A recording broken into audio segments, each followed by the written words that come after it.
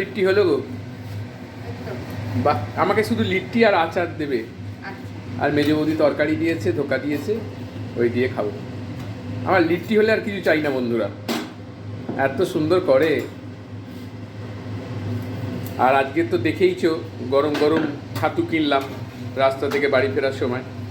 তো সেই ছাতু দিয়ে আমি বউকে বললাম একটু ভালো করে লিট্টি করো। তোমার হাতে লিট্টি অল্প তেল দিয়ে করে, কিন্তু একদম অল্প তেল দিয়ে। হ্যাঁ, দুখানা লিট্টি দুপলা, ভালো করে, দারুণ। তো জমে যাবে, খাওয়া অবধি সঙ্গে থাকো। আমাকে দিয়ে দাও, তাড়াতাড়ি দিয়ে দাও, তোমরা পরে খাবে বাবা।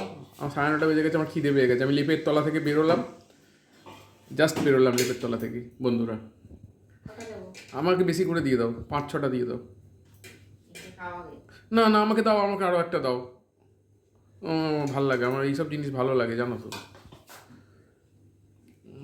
আর কি দেবে সাথে? আচার আচার আচার, সস ফস খাবো না, আচার। ওই আমলকির আচার, যেটা বানিয়েছে আমলকির আচার, ওটা। রোদে দাওনি বলে নাকি? হুম, ও তুই খুঁজে পাইনি আগেকার দিনে, তুই খুঁজে দে একটু, ভালো খাওয়া যাবে তো। তুই তো যে খরাপ দেখি না, ঠিকই আছে, কালকে রোদে দিয়ে দেবে। পুরোনো দিনে সিনেমা বার করেছি জিতেন্দ্র, আর এইখানে খাওয়া দাওয়া চলছে। তো এই শীতকালের একটু আজকে উপভোগ করছি। কেমন লাগছে? হ্যাঁ হ্যাঁ হ্যাঁ, দারুণ লাগছে। আমি তো আগে খেয়ে নিয়েছি। বাবা কেমন লাগছে?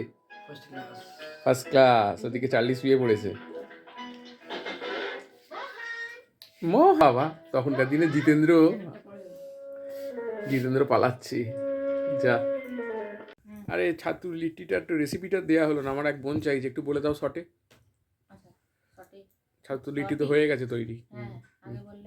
বলো বলো। কিছুই না, আটাটা ময়াম দিয়ে মাখতে হবে, তেল আর নুন দিয়ে ময়াম দিয়ে মেখে রাখতে হবে, একটু হালকা নরম করে মাখতে হবে, শক্ত করেও মাখা যায়। আর হচ্ছে তোমার ছাতুর পরিমাণ যতটা থাকবে সেই অনুযায়ী পেঁয়াজটা একটু বেশি করে দিতে হবে। আর এটাতে মাস্ট লাগে আচার তেল। আচার তেলটা একটু দিলে বেশ টেস্টটা ভালো হয়, নয়তো আচার সর্ষের তেলও দেওয়া যায়। তেলটা দিয়েই মাখতে হবে, কোনো জল থাকবে না।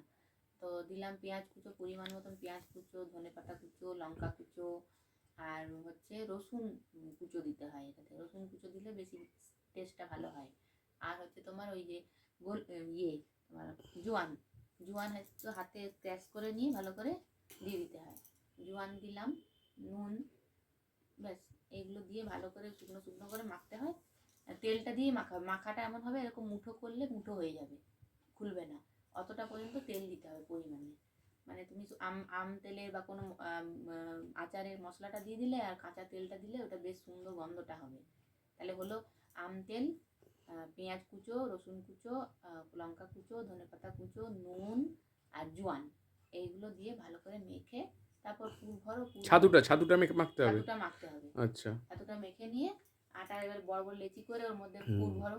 আচ্ছা আচ্ছা, গোল গোল বাটির মতন করে পুর ভরো। পুর ভরে ভালো করে আটা দিয়ে বেলো।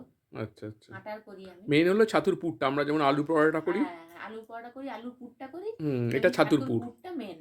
আর আটা দিয়ে করলে সবথেকে বেশি ভালো লাগে। আচ্ছা, আর আমি তাহলে বলে দিই, তাহলে ছাতুর পুরটা তৈরি করতে গেলে প্রথমে ছাতু নিতে হবে, তাতে আচারের তেল দিয়ে দিতে হবে, রসুন কুচো দিয়ে দিতে হবে, পেঁয়াজ কুচো দিয়ে দিতে হবে, ধনেপাতা কুচো দিয়ে দিতে হবে, লঙ্কা, জোয়ানটা হাতে একটু মুথে নিয়ে দিয়ে দিতে হবে।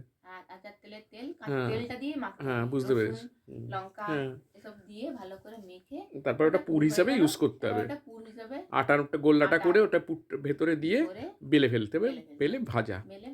ঠিক আছে, নমস্কার, খুব ভালো বললে, টাটা।